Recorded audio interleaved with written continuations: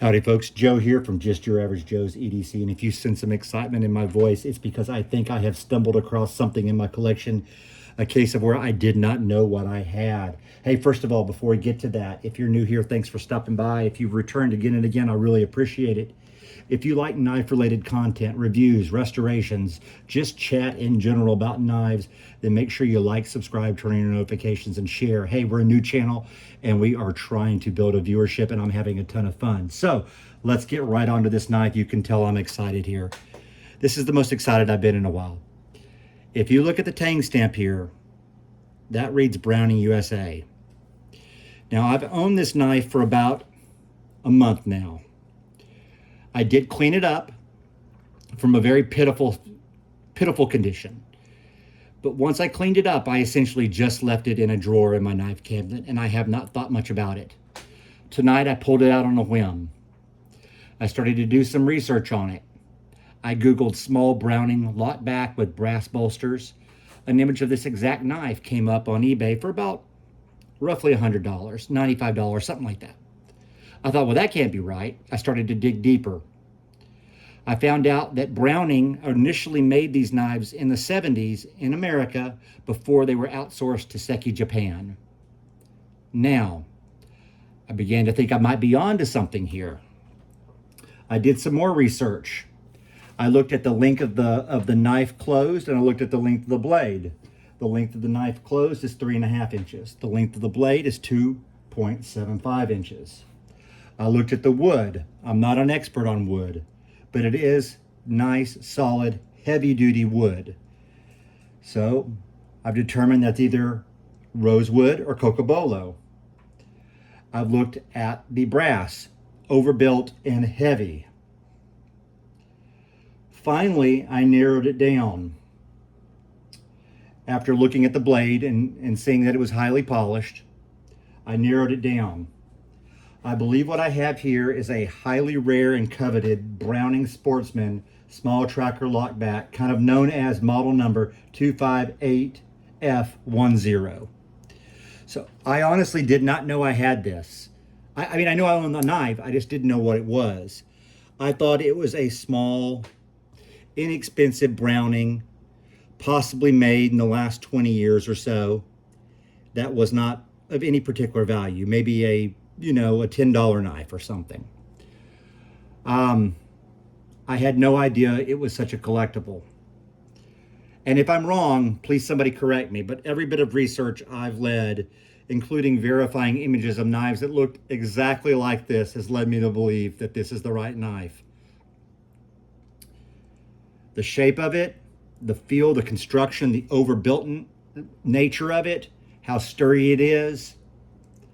Everything that I have researched tells me this is the original model made here in America before it was outsourced, and that this is the highly collected and collectible model of the Browning Sportsman small tracker. Now, the story behind this knife. The better half and I went to a flea market. Specifically, I dragged her to the flea market with the intense purpose of looking for used knives. To restore specifically. This is before I even started doing videos. I only found 3 knives that day. No. I did find more than that. I found 6. I'm sorry, I found 6. But I found 3 knives from one guy. It was right when I walked into the flea market. The first place we went into was kind of a junk shop. This knife was there, along with an Uncle Henry and a little cheap Swiss Army knife. The Uncle Henry was the one that caught my eye because I could tell it was a USA made one, but I've done another video on it. So look for the Uncle Henry knife video where I removed one of the blades from the Stockman and made it into a 2-blade knife because the blade was broken. The Uncle Henry was the one that caught my eye. I saw this one sitting next to it and I said, hey, let me take a look at it. It's probably like a cheap Pakistan knife. The lighting in there was terrible, and it felt like it was 100 degrees in the place because there was no air conditioning. I saw it was a Browning. I got a little bit more interested, but I still wasn't convinced it was worth anything. I said, I'll think about it. Wandered around the flea market, found a few other things, but most of the stuff that was there was like Chinese knockoff kind of stuff. And I really wasn't interested in that. And then there were some nice knives. I'm not saying they were crap, but I was looking specifically for stuff to restore or maybe some collectibles being sold out of a junk shop, that kind of a thing.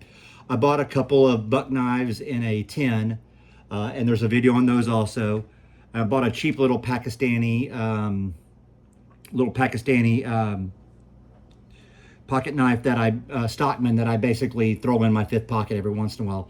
On the way out, I had a change of heart. I went back to the guy and I said, okay, how much will you take for the Uncle Henry knife? He said, I'll take $5. I said, will you take 3? He said, sure. And I said, well, how about for all 3 of these knives? This one, the Uncle Henry, and the little tiny Swiss Army knife, just like a little itty bitty one. He said, I'll do 10 for the whole lot. I said, sold. I gave the guy $10. I walked out. I didn't even think about cleaning this up right away. I honestly left it out here in the workshop, on the workshop table, probably for a week or more. Then I started cleaning it, and it was another one of these knives where the interior is just full of crap. I mean, just packed with it. I cleaned it, and I cleaned it, and I cleaned it. Finally, I did a mineral soak for a day. And then after that, it was nice and clean. And I was able to make it a functional knife. Now, there's no snap left in the blade. That is a shame. Perhaps a complete disassembly would rectify that. But the lock is solid. The construction is good. The wood is good. There are some scratches and stuff on it, but a little bit of buffing and stuff would take care of some of that. The blade is good with the tiniest little nick in the tip. It's sharp. It's good to go. And I think I have a little bit of a gem on my hands. This is what, I mean, this is not a holy grail or anything like that. You know, this is not a Fabergé egg. Don't get me wrong. But I paid $3.33 for this. And if I wanted, I could probably list it 85 to 90. That's the junkyard, that's the junk sale, garage sale, flea market dream right there. Finding something like this and coming across it. And when I left that flea market that day, I said, babe, we didn't find very much. I'm sorry I dragged you around the place. So you can tell the excitement in my voice. I'm kind of happy right now. I'm not looking to make a profit on this stuff, man. I'm just looking to have fun. But it feels good to find something like this and know I've got a high quality knife on my hands. Not knowing what I had, not knowing what I found. The guy obviously didn't know either. I wasn't trying to take advantage of him. I thought it was just a little piece of junk I would fix up. And honestly, I thought I might just give this to my son as like a throwaway little gift. And he may still get it one day, but it's mine, M-I-N-E, mine. And I'm going to keep it, and I'm going to use it, and I'm going to treasure it. And I'm going to hope that I have more luck like this in the future. Hey, I welcome the questions. I welcome the comments. And if I somehow got this wrong and you have to knock me off of cloud 9, well, so be it. I want to be right. But every bit of research I've done leads me to believe that I'm right here. So good night and God bless.